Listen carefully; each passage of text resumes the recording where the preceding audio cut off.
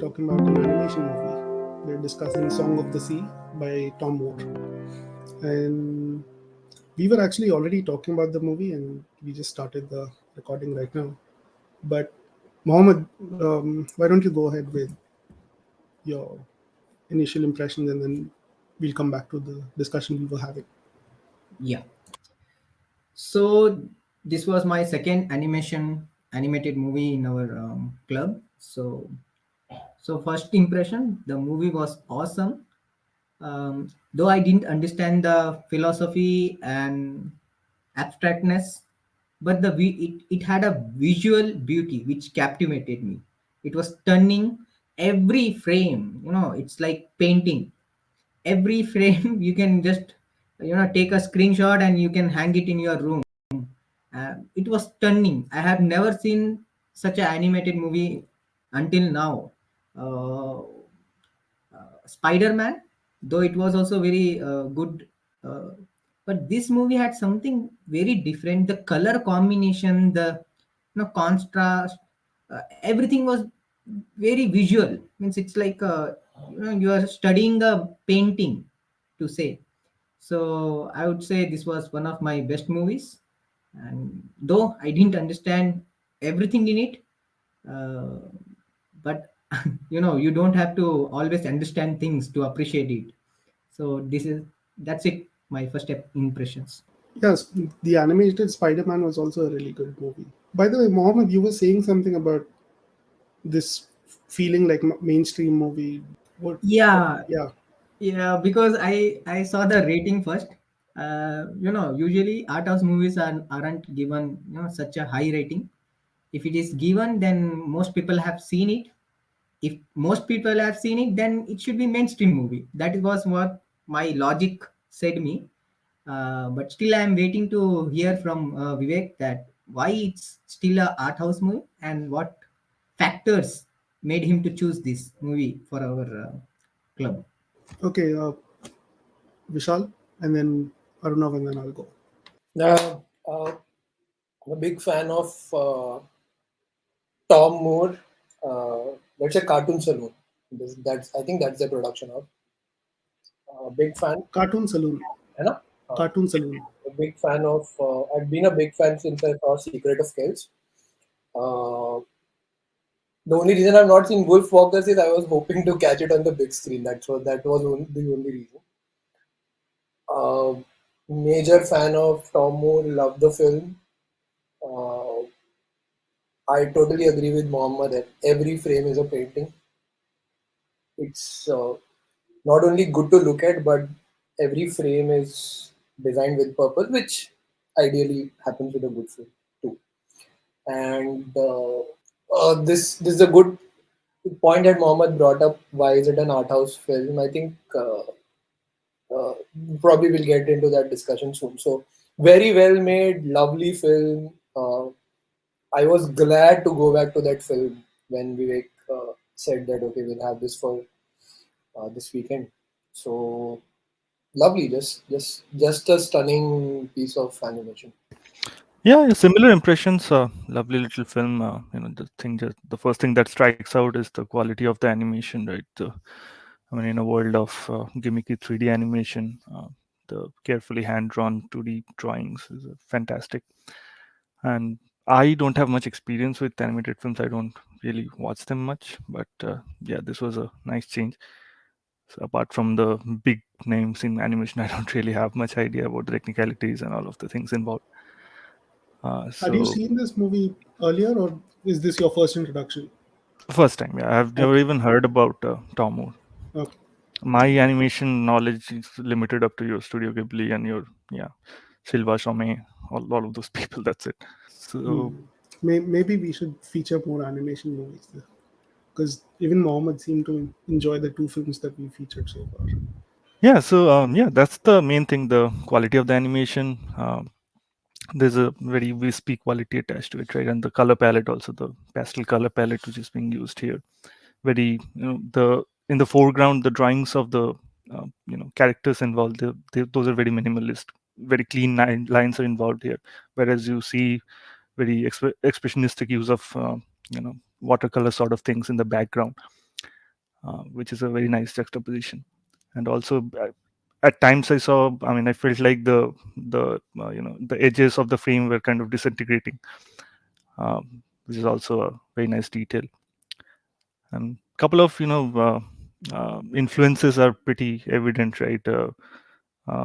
When the two main characters, the brother and the sister, they in their journey from the city, which I presume would be Dublin, I guess, to the lighthouse. There is one scene where she gets onto the dog, and that kind of evokes the scene in My Neighbor Totoro, right? The cat bus ride, and True, also true. the scene, the encounter with the witch, the owl witch. That is also, you kind of get reminded about Spirited Away, where Chihiro and Yubaba meet. That scene. Hmm. So yeah, those are the first impressions. Also, the fact that it's a nice change from Hollywoody narration, where there's a stark uh, interplay between good versus evil. Here, there are no really evil characters or no villain involved as such, right? Even the most evil character, I mean, evil is portrayed as relative here, and the most evil character, the witch, I mean, her intentions are also not really evil, right? She's also acting with good intentions. So there's no dualistic or binary worldview here. But there are high stakes that Stakes are high. the owls want to hurt the Hmm. girl, and then they're trying to break into the room. She's about to die, all this happening. So there are high stakes.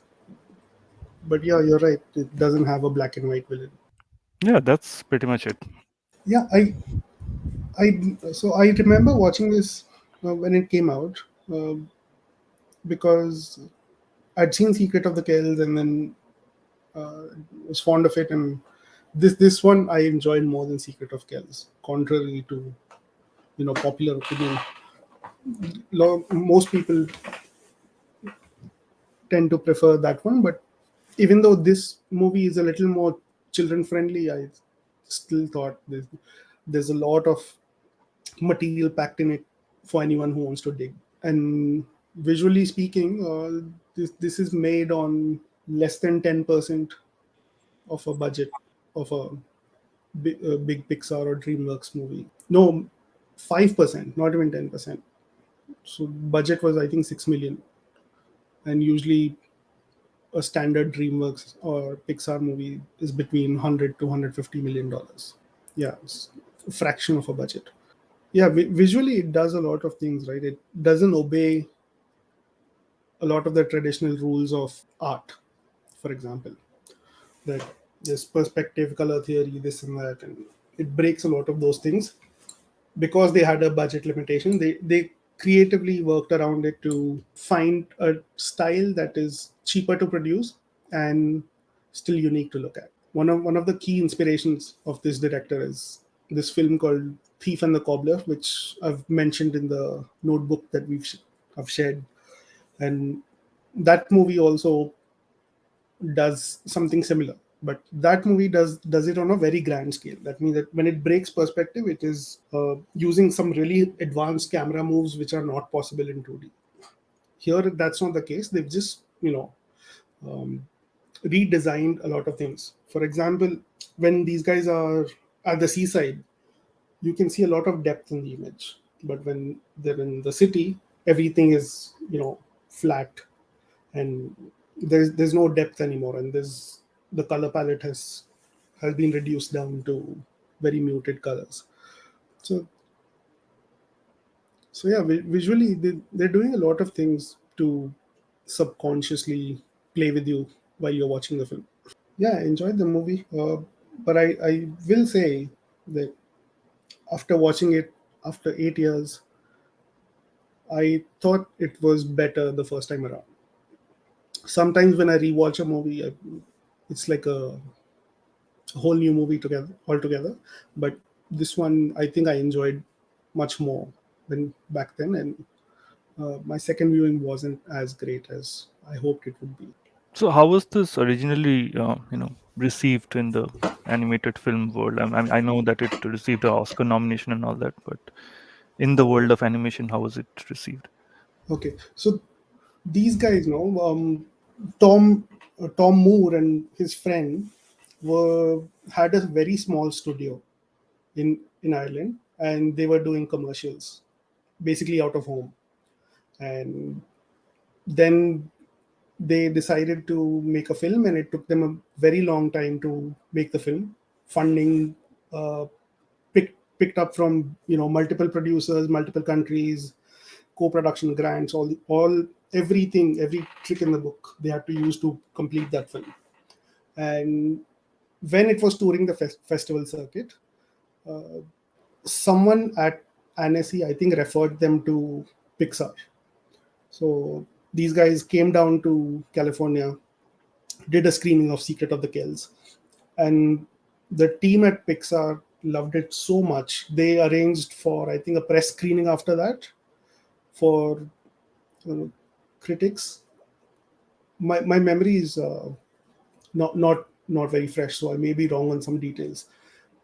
And I believe they helped them get American distribution. So it released in the US 1 year after the European or festival release. So yeah, it got very good ratings or reviews in the festivals.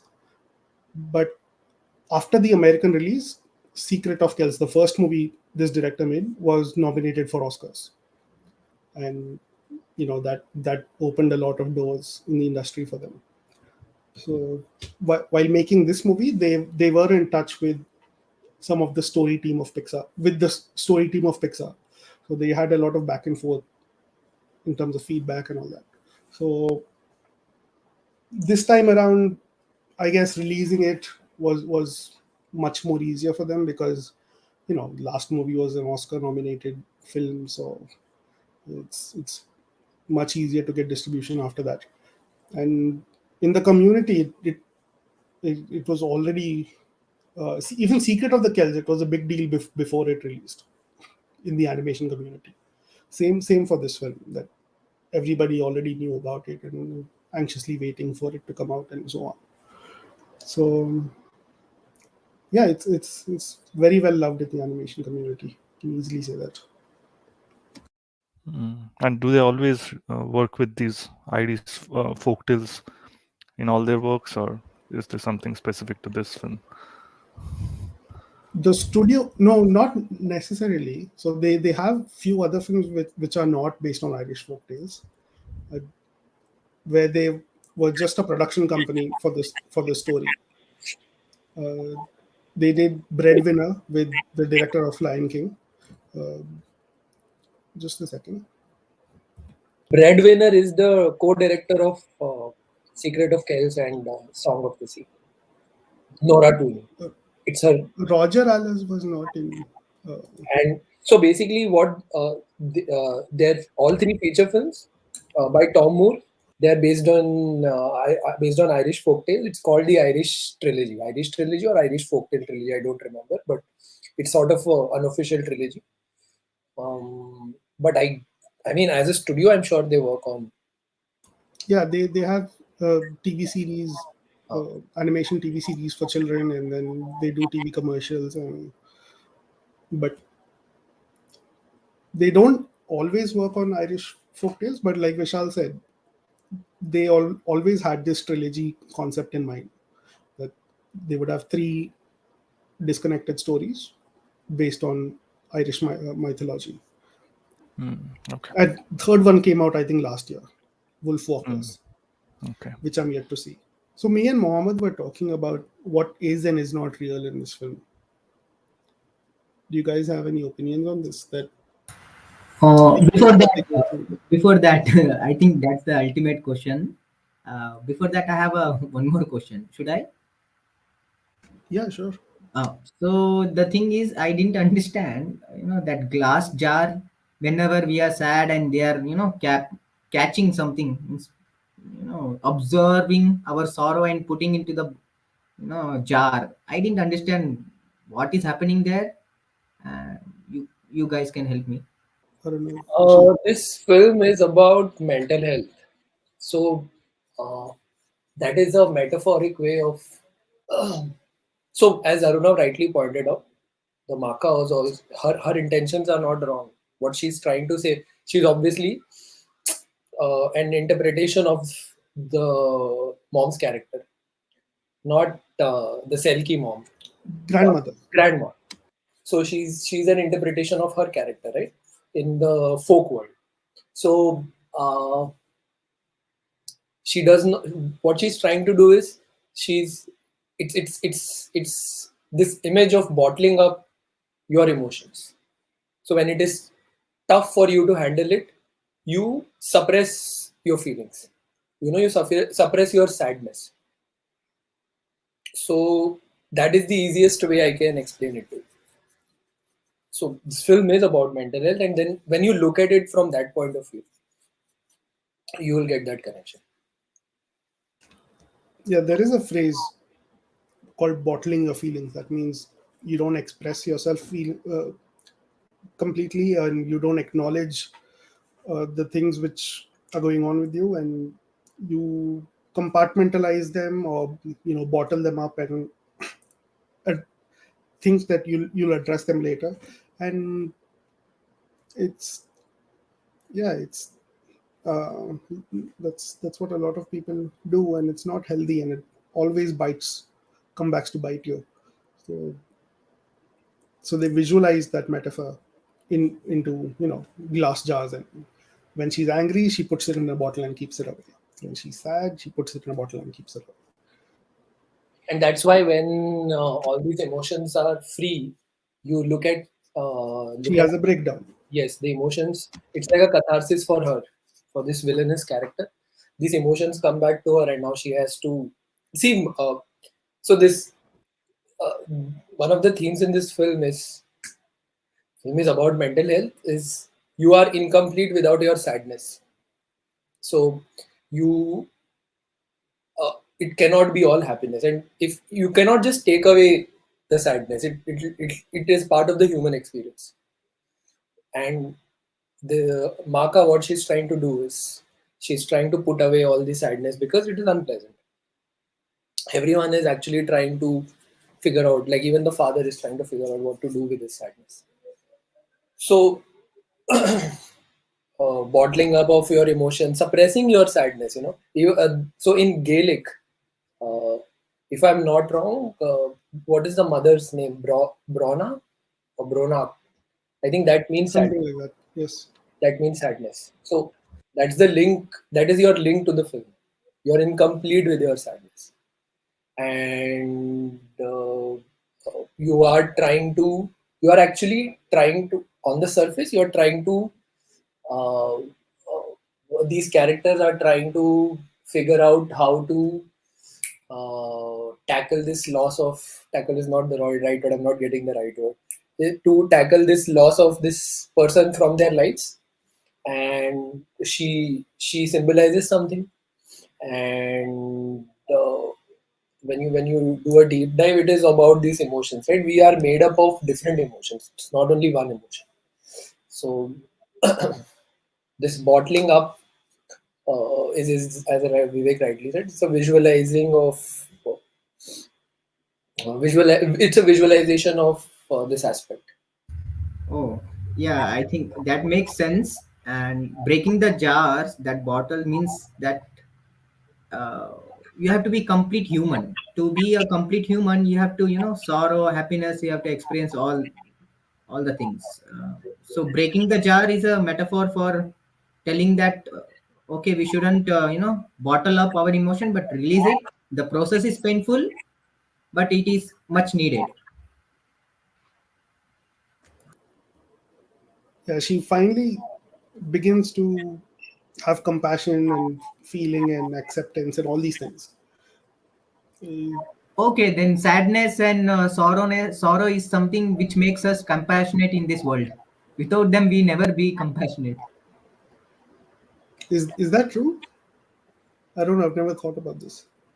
Um, I felt this one because in Okay. psychology they thought that children who there are 2 points, like children who are abused in their childhood, when they grow up, they tend to be abusive.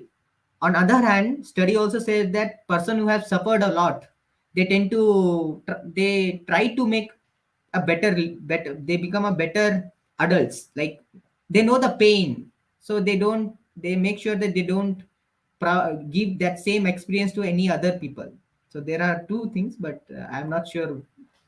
I haven't gone into deep research about this, but yeah, if suffering makes us a good, compassionate human, a better human, or a complete human, then that's very much needed. So yeah, we were talking about what is and is not real in this film, because the fantasy characters, right? The characters we see in the second half of the film, the fairies and the bearded man with the stories, they all represent or resemble one of the real life characters. The owl is obviously designed to look like grandma, and then sorry, the bearded guy is tl- looks like the ferry operator. Then the ancient king from the island looks like the dad.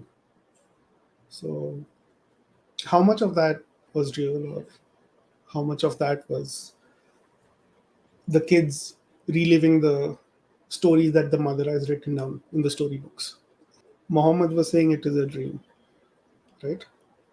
I said it was real, but and now I say that it's just a dream. But let others tell, then I will justify my answer again.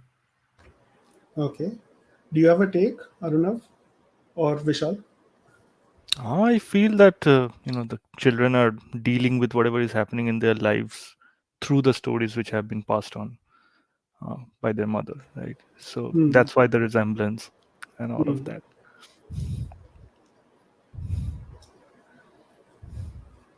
I feel that I don't really I never really thought of it that way, because I felt like that the magic, there is this magic in our life. We we're not supposed to figure out everything. It's all part of Hmm. the process. And the reason the folktales are there for a reason. They're not there because something happened. They're there to give you, let's say, for lack of a better word, a moral science story, to tell you like this is how you should live your life. So I took the film in that spirit itself. For me, both of them existed at the same time. And as Aroonav rightly said, the folk world is there to show. I mean, it is there to help children, these children, to handle the issues that they're going through in their lives. So, uh, for me, both of them existed. Interesting that you brought up that about the magic, that we're not meant to figure everything out. One thing I noticed this time around is that those magical particles that you see, right? It's there in front of everybody, but only the kids are able to see it. All the magical element, right? They semi exist in public space. For example, the fairy underground, I don't know, room is in the middle of a circle, not circle. What do you call it? Traffic stop, the circle stop. Anyways, And basically, and they are all hiding in plain sight. hiding in plain sight. It's visible to Mm, those who seek it. yeah. So in a way that you could also phrase it as it's visible to those who believe. And as children, we are always more receptive to these things, right? We looked at the world through wondrous eyes, and as Ah, we are hardened by the realities, cold realities of the world, that kind of yeah. disappears. Hmm. See, also, I am not an expert on Ireland or Irish folktales. But Tom Moore, one thing that I know about this film is that Tom Moore wanted this film also to be a film about Ireland. So uh, I don't know whether that was from this aspect of this island that we are living in, or so, which means there is imagery in the film which is telling you about something that is going on in Ireland. Uh, so if if there isn't, like, I don't know whether somebody knows Ireland that well. Maybe there is an aspect there to explore. So that also, Mohammed, might help you get an answer. This film is also a film about Ireland. This film is about Ireland. This film is about mental health, and this film is about coming of age. And Vivek rightly pointed this out as you see the magic when you seek for it. And why should magic? Why should the magical world show itself to you if you're not seeking it? So for me, it felt as if both were there at the they were coexisting. I have an answer to your question, but I'm gonna wait because I want to hear what Mohammed was going to say. Okay, I say it is a dream because again you helped me earlier. Why? Because see, every person, that magical part resembles every person in the kid's life. Like father is like a king, grandmother is Maka, and that bearded man, long hair, that is that sailor. Hmm. So psychology says that our brains can never make faces. They are not programmed, or they are incapable of making faces on their own. They can only generate in our dreams the person whom we have seen. Suppose if I have seen my sister can become a soldier, policeman, anything, but the face will remain face. So that is one factor of dream. It says that if in a dream we can only imagine the people we have seen in real life. So here what is happening is, if it is a dream, the a magical part, no, they are resembling every person in the kid's life, grandmother. So it's absolutely dream. The children are dreaming it all. That's my take on the dream and reality part. Huh, that's interesting. So in this film, like Vishal said, right, it's about Ireland as a whole, as the country as a whole. So there's a clue in this film. The bearded man who has unlimited long hair. He says he has no memory. He only has stories. So for him to remember anything, he has to read one of the stories to remember what happened. So in a way, he's like a bookkeeper of all the stories of Ireland, of all the people. We have a similar character in Hindu mythology, right? There's a character who writes our stories as we live it. That's Narad Muni. Correct me if I'm wrong. Narrator, but not the writer. He narrates. Narad Muni is the one who writes the stories, right? Not absolutely, but No. no, he's a Okay. messenger. He travels So for who's the one who writes the stories? Do you know? um, writer. It has to be Vyasa, and Vyasa, the great Valmikis. They have written the No, story. those were real people. I'm talking about Oh, in mythological mythology, character. who writes it? Uh-huh. I am not sure. Okay. So we also have a similar character that this person keeps track of everyone's stories. And this old man says that my hair have stopped growing except one. In Ireland, in the book that I've shared today, I've written down that their mythology is an oral tradition. Lot of it is not even written. It's just families telling stories to children and children telling stories to their grandchildren and so on. So it's being passed down generation after generation.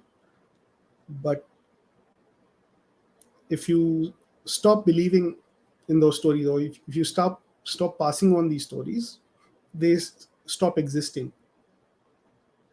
And that's what happening to all the magical characters, right? They're becoming stone. They're becoming a relic of the past.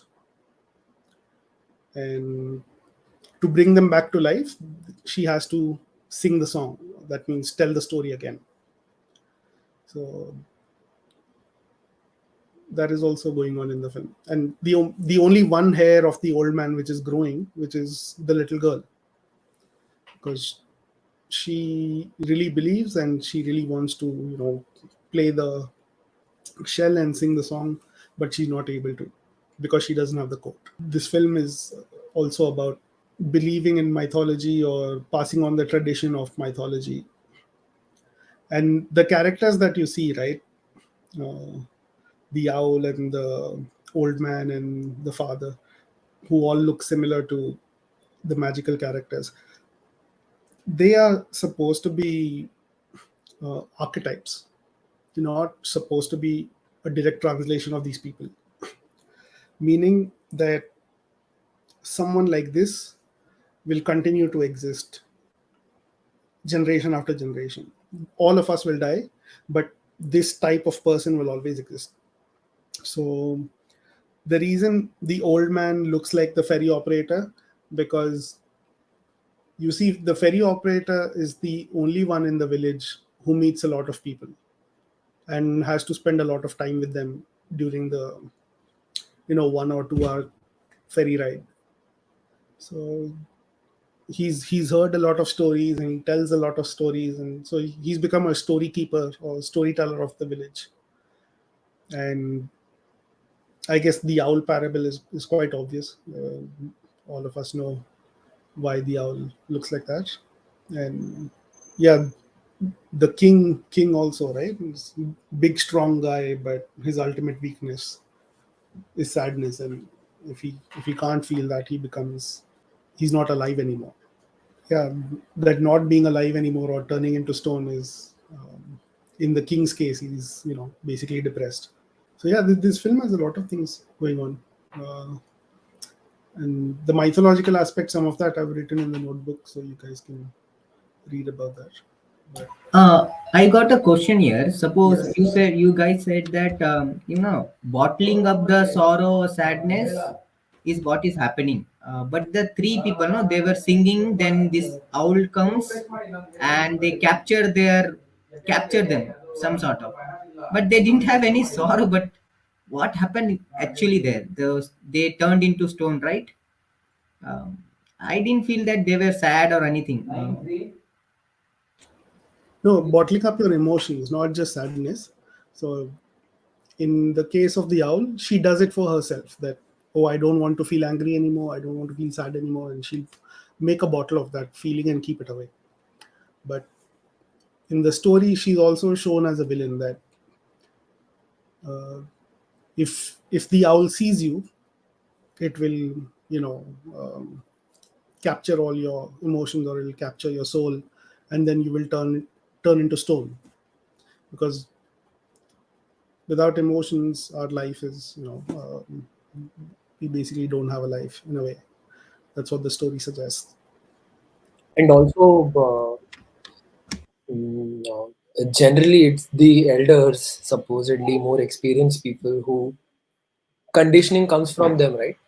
So, uh, sorry, this is my niece. So it's basically an Irish person can say the state of this country is because of our ancestors. So that might be in terms of even that's there even on the surface about everything material, but it's also regarding your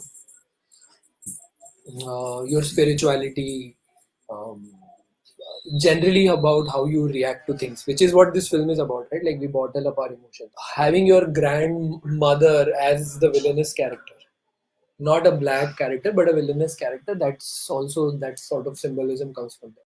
Is there any connection to historical connection with Ireland? Like, is there something happened in Ireland that people started to lose emotions, or something serious happened in Ireland? It's not only about Ireland. See, this is a quote that I took from Tomm. Like, I read somewhere, so uh, that's why I'm talking about Ireland. I really don't know Ireland, but when you generally think about the world, we've moved towards a more, let's say, this transition from an analog world to a digital world, for example. So it's happening all over the world, right? So it's not only Ireland, but I guess he was telling an Irish story because there are a lot of Irish folk tales and Irish folk characters in the script, and it works universally. Everyone loves it because there is a universal resonance in the idea itself. But whether or not it was saying something specific, I can't comment. I really have no idea. So in Ireland, as far as I know, there's no incident that it is referring to, but it's a general lament about the culture. Ireland is largely Catholic. You guys may already know this, but it's largely a Catholic country. And before Christianity came into Ireland, they had their own belief system, pagan belief system. They had their own gods and own rituals and stories and mythology. Like I said, it was mostly an oral tradition that families used to pass down this culture from one generation to the next, and the only written records that exist is which were written by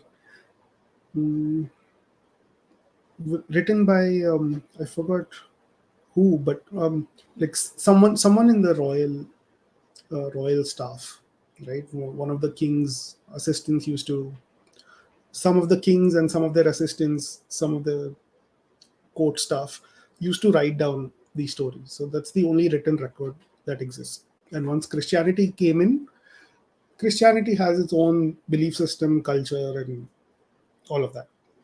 So I don't know how much. I don't know if Christianity tried to censor this history of Ireland, or if it accepted and in it introduced it into Christian culture. I'm not sure.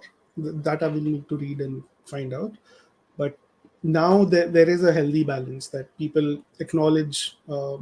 When Vishal used the word Gaelic, right? Gaelic is the ancient Ireland language, and Gaelic, Celtic. These are all ancient languages, if I'm not wrong. Yeah, and now people have their religion and they also have their history, and this movie is about that. It's about acknowledging history, and well, it's about many things. It's about acknowledging history, and also it's also about the death of a parent and grief and mourning and all those things. So it's operating on multiple levels. And the best part is it's still a children's film. That means you can watch it with a 5-year-old or a 7-year-old, and they'll enjoy a different movie, and you'll enjoy a different movie. And even in the design of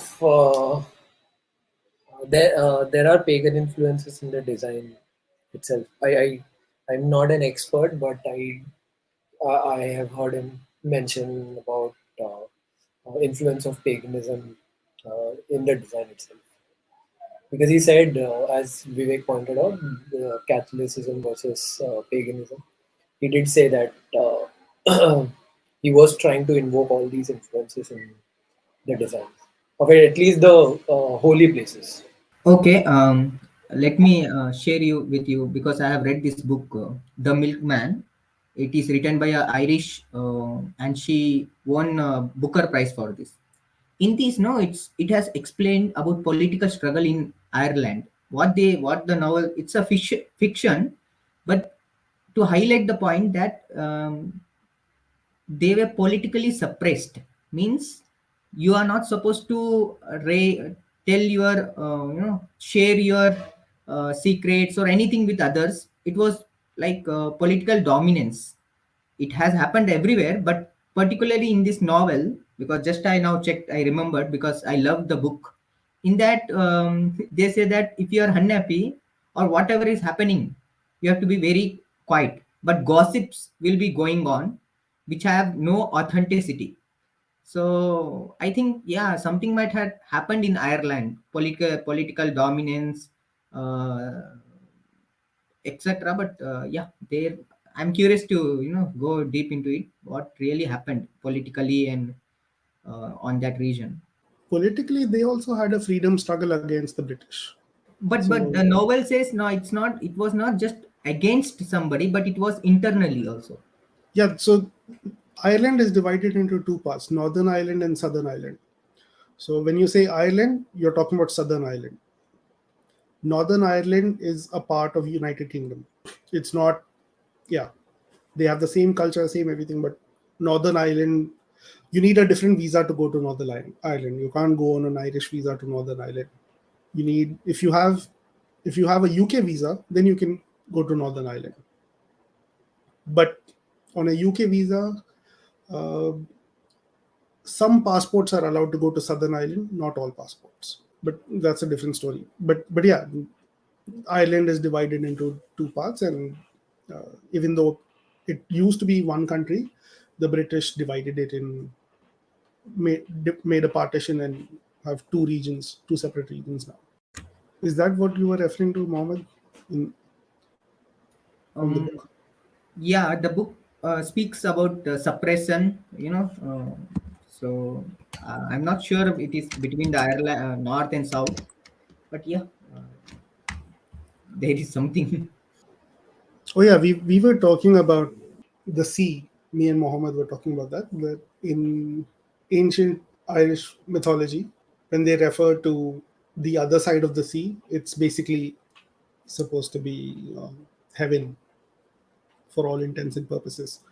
That if you're crossing the sea, it's assumed that you know you're dying and you're going to heaven.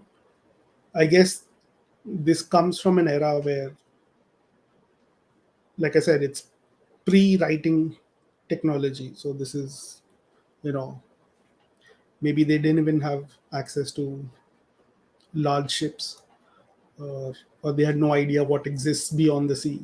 Never been to another country through sea. Maybe, I don't know.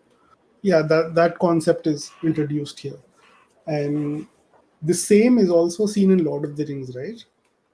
In the third movie, the elves take everybody to the sea, and it's implied that all these characters are dying and going to heaven. And in Hindu mythology also we have the concept of Kala Pani, right? That is also related to sea.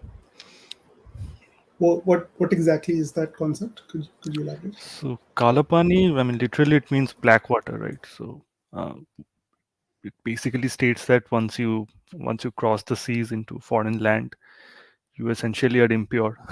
Your cultural character is, sullied after that.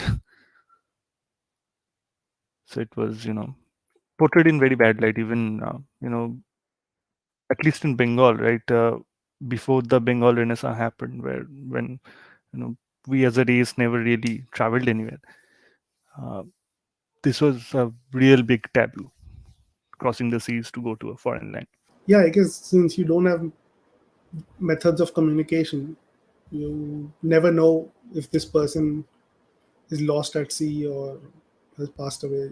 You don't know. It's like a big risk to venture out, right? I got a just question about mythology.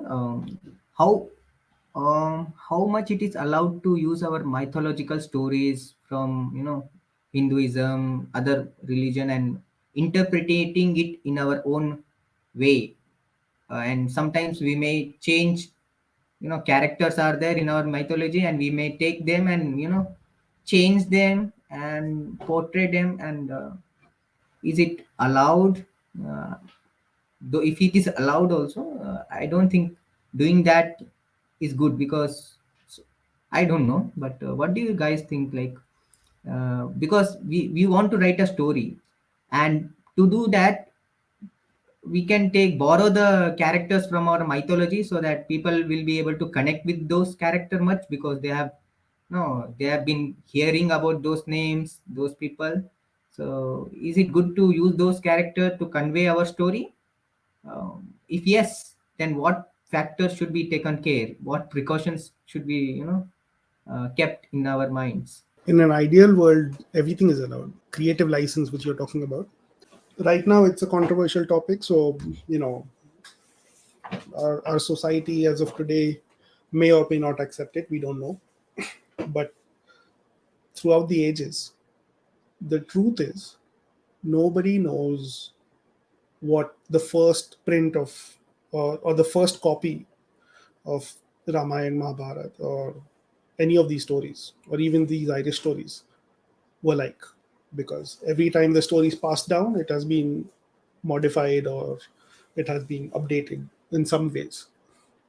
So this is there in Christianity also. There's a lot of debate about some facts about the story of Jesus, and this is true for Ramayana also. That there are people who believe certain versions of that story, and there are some people who don't believe that version of the story.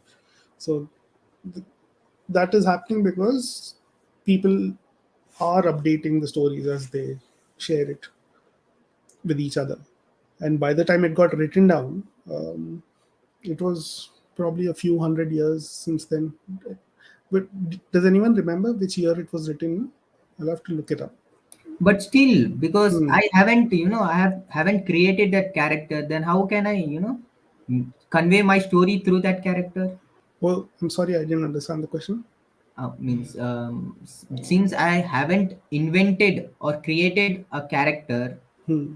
and taking character from our mythology doesn't allow me to Hmm. manipulate his character, and just for my sake, for telling for my story, I don't want to change his character to fit into my uh, story, Hmm. since I'm not the mother of that character.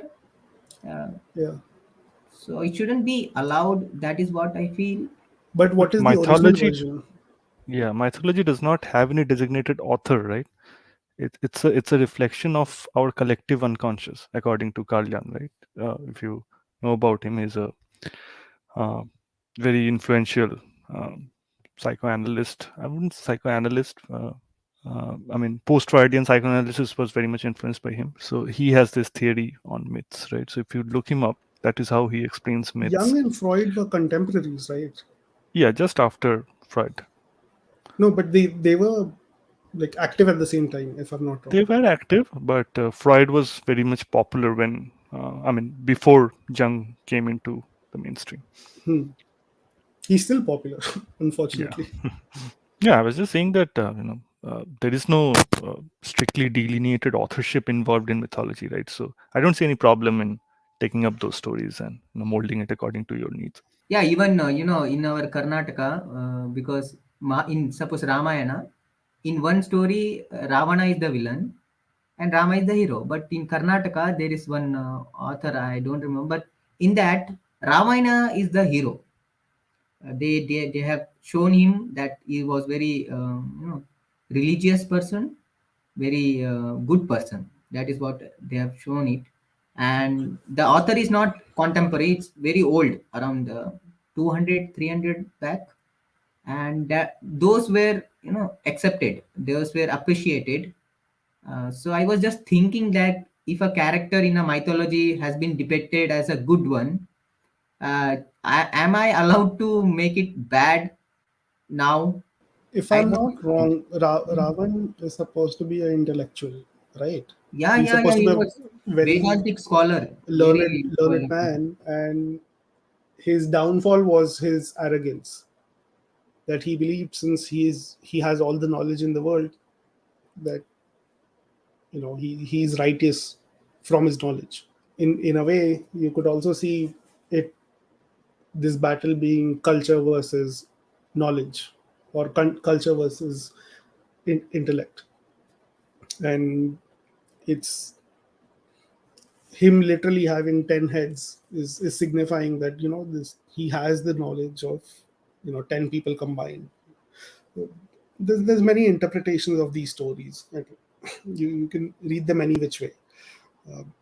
if, if you watch some, there's movie versions, TV show versions, and in some stories he's just a brute person who's cruel and evil, and has kidnapped this woman and wants to forcefully marry her. And then there's this whole, it's a love story with a cliche villain. That aspect is also there.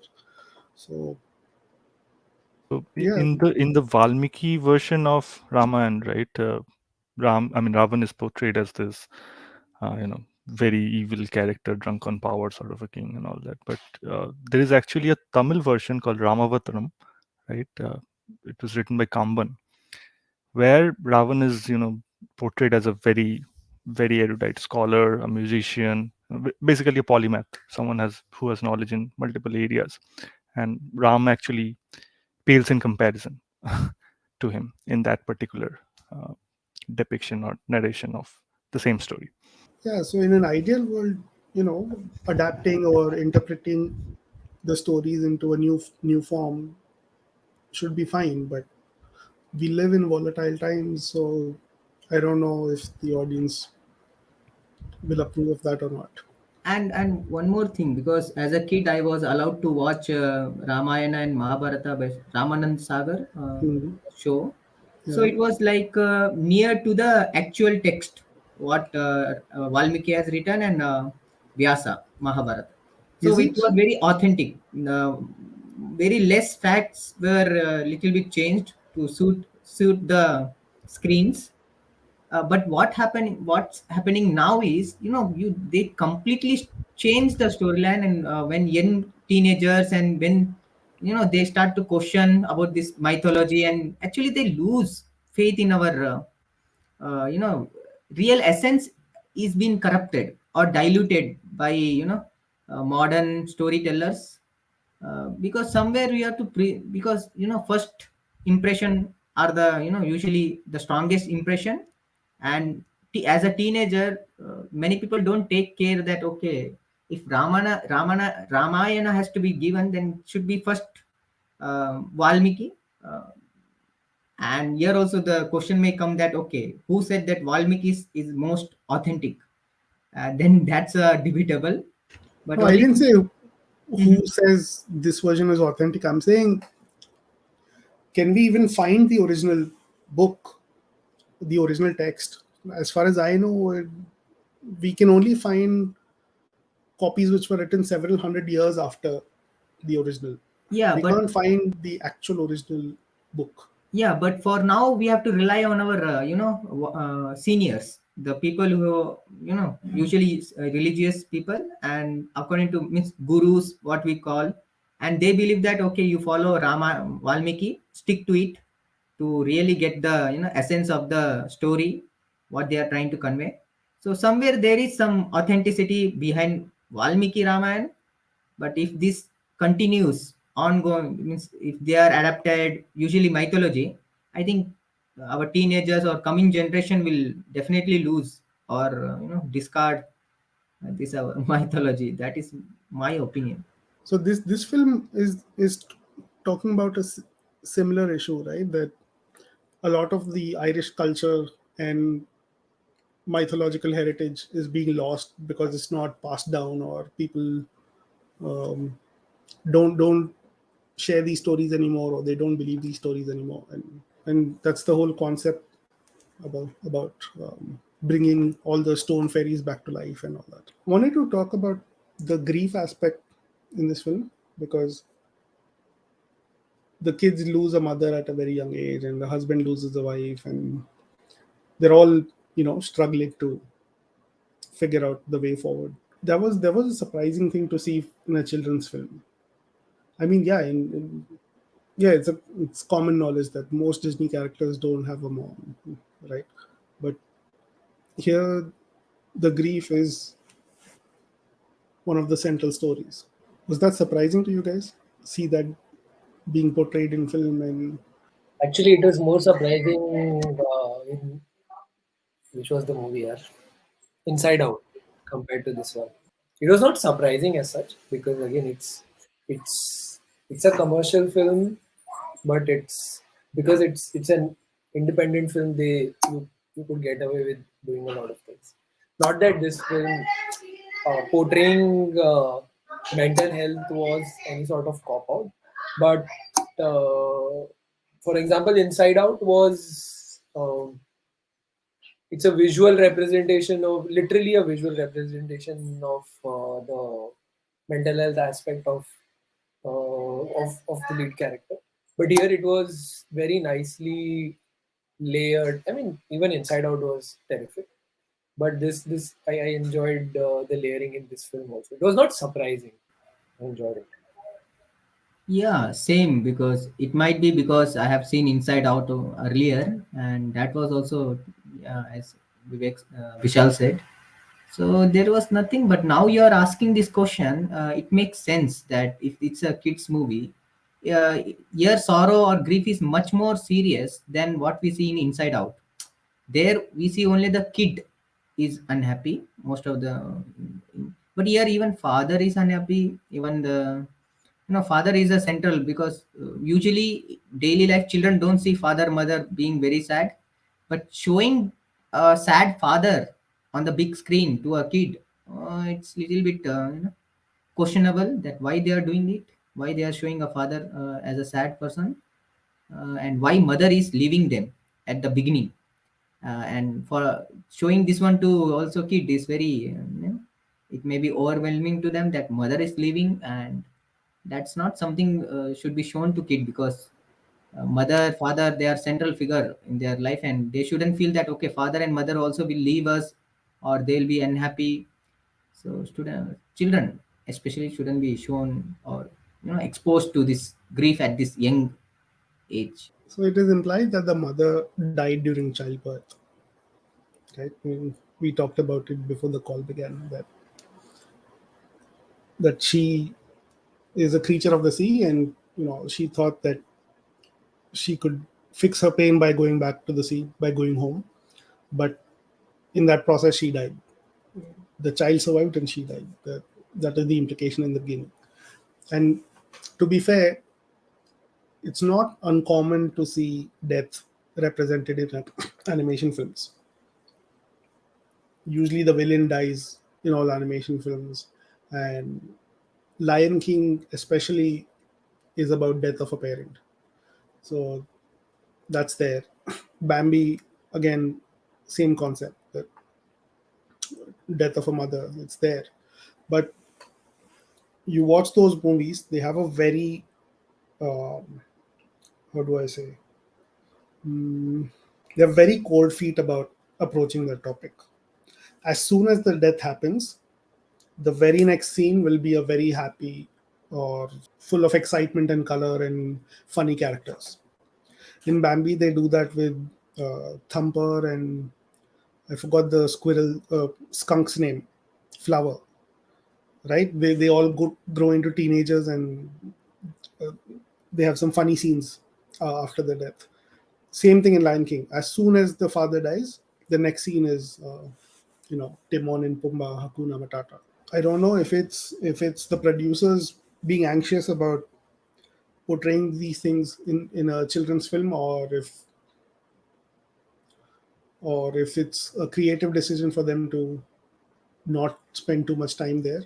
But here it's the opposite, right? That the death itself is not shown, but the rest of the movie has this grieving melancholy quality.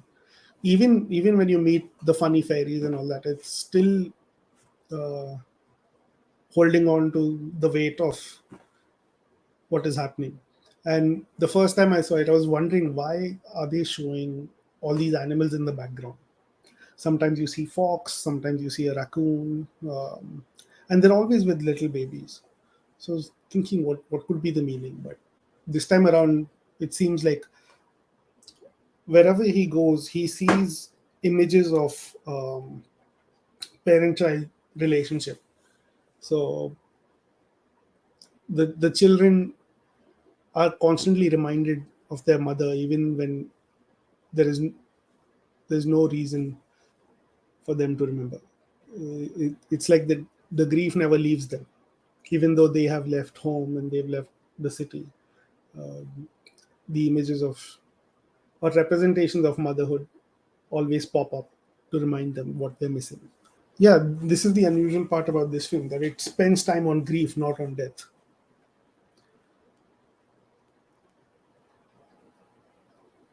So I also feel that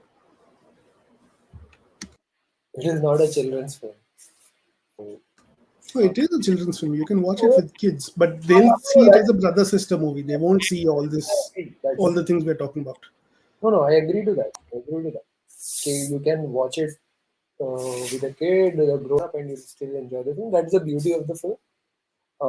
But I am very sure that it was not made as a children's film. So, though I did hear, I don't know whether it was Tom more, but I think during the story sessions they did involve, they were at some point they did involve children. They wanted to make sure that children do react to what they're trying to do, but I am not really sure whether they were trying to make a children's film first. For example, when you talk about Lion King, that was a children's film.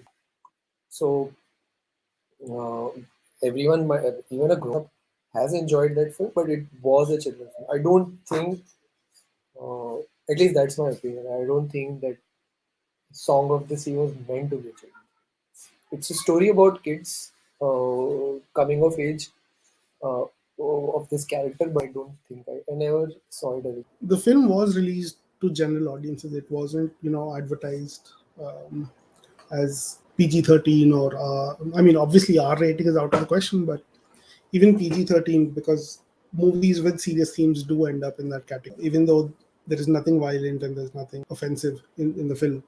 They can end up in that zone if the film is too serious for little. But that's the mastery of this film, that it's operating on multiple levels, and depending on what you're looking at, you'll see a different film. You can see a film about fairies and elves, and you can see a film about grief and death, or you can see a film about growing up, or you can see a film about the overarching history of Irish culture.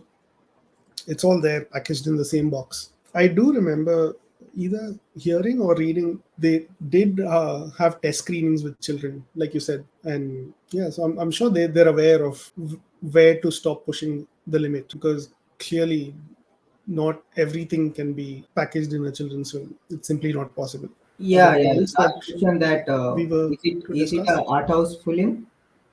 Oh yeah, you guys tell me. Is it an art house film or is it a family film? Maybe we can go ask Aroonav, because this is the first time he saw this movie. I don't know how to distinguish. I mean, is an art house film not supposed to be a family film?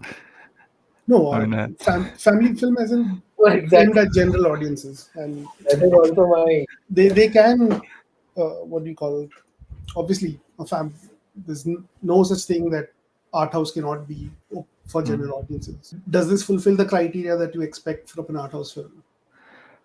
um, I mean, I don't have any strict definition of any art house. I mean, criteria Hmm. that or check boxes that a art house film has to tick. Hmm. So I see it as a really earnest film from an independent studio, and where the main target audience would of course be children up to a certain age. But Hmm. as with all successful or good children's films, right, it can be equally enjoyed by adults. Hmm.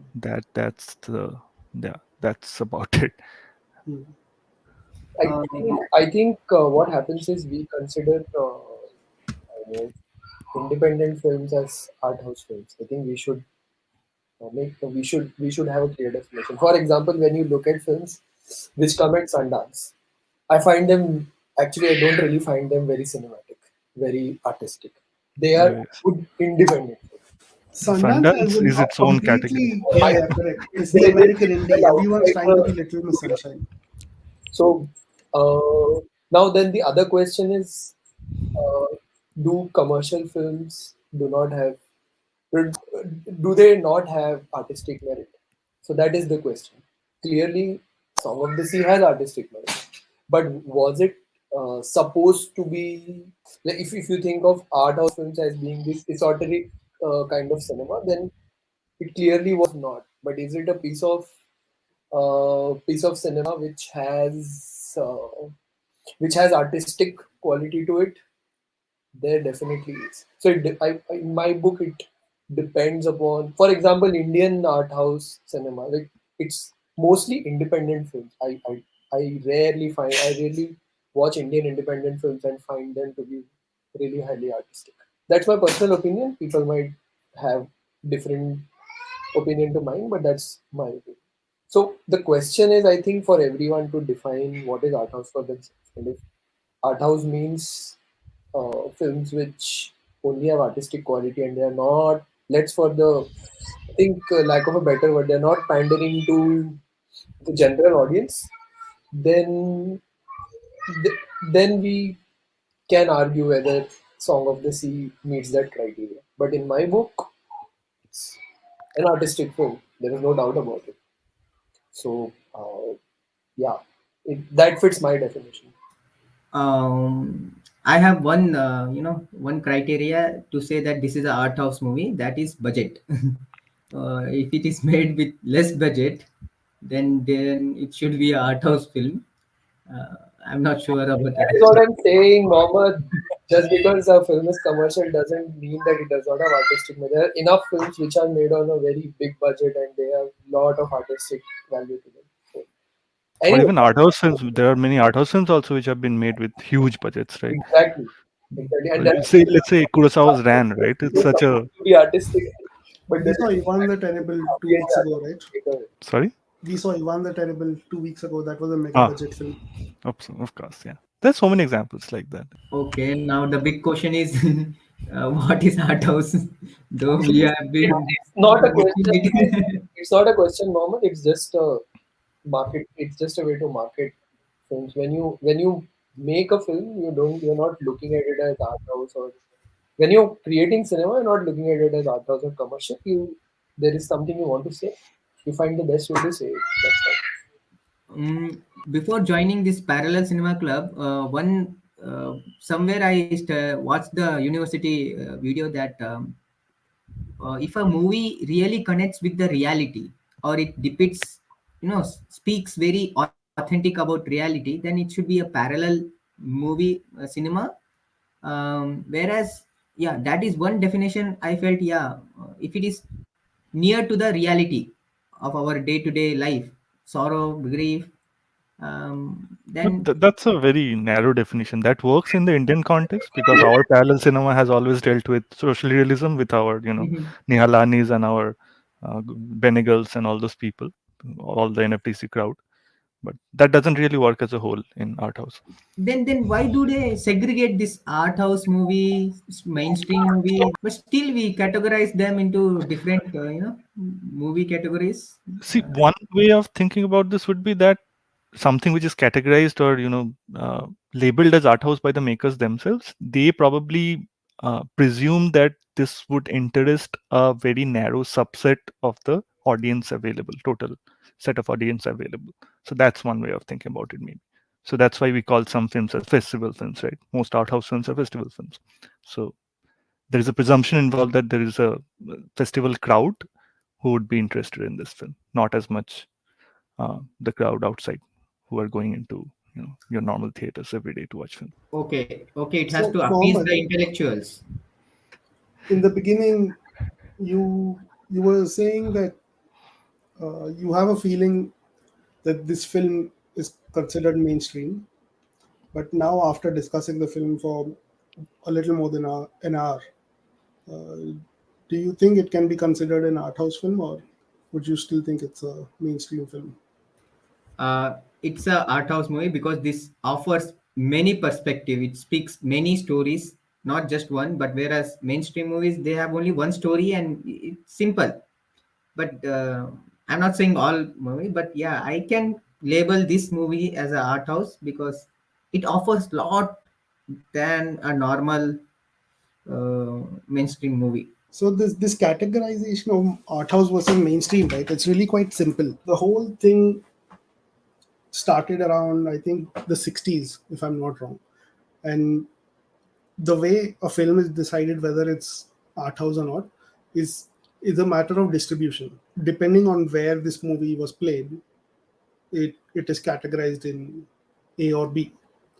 Now, in the US, you have multiplexes with 16, 18, 25 theaters per location, and they will only pick the Hollywood blockbusters because they want to fill as many seats as possible. It's purely, that's the demographic they've decided to cater. Now, what happens to all these other films which come out that the big multiplex doesn't want to play? Smaller independent theaters which are run by, families or run by cinephiles, they used to buy films directly from the distributors for 1 or 2 weeks, those got labeled as art house because they used to play mostly, films like Vishal said have artistic merit. Those are the kind of films they would pick. And just because a film has low budget does not mean it is art house, because there is a lot of unwatchable films made on a low budget. There are also very great films which are made on a low budget. And like Aroonav said, art house films can also have a grand budget, but it's a matter of distribution. For example, I'll tell you, Terry Gilliam's film which came out, Zero Theorem and Dr. Parnassus, both were big budget films, but they were released in art house theaters because the mainstream distribution did not want to deal with it. They did not think those films will make money, so they did not distribute it, and ultimately it was sold, screened at art house cinemas. In India, we don't have the culture of an art house theater. We only have, regular cinema which plays big budget or mainstream films. We don't have. We have small single screen theaters, but even they play the same films. So unfortunately, this culture is lacking, and this is what Mr. Adur Gopalakrishnan was saying in his Q&A, that if you want anything to happen, first thing, you get a cinema and you start screening films there. Unless we have, a venue, an art house cinema venue, without that it's very difficult for anything to change. That's his opinion. But now with digital streaming, this and that, I think there are other alternatives also. But yeah, art house or not, it's simply a matter of distribution, because these films will not get picked up by the big cinema chains, PVR, AMC, Regal, whatever. Those theaters will not screen any of the movies that we feature in the club. It's a matter of distribution, and there are a lot of bad art house movies also. I should say that it's not a. Most of what is produced in India. Sorry, what?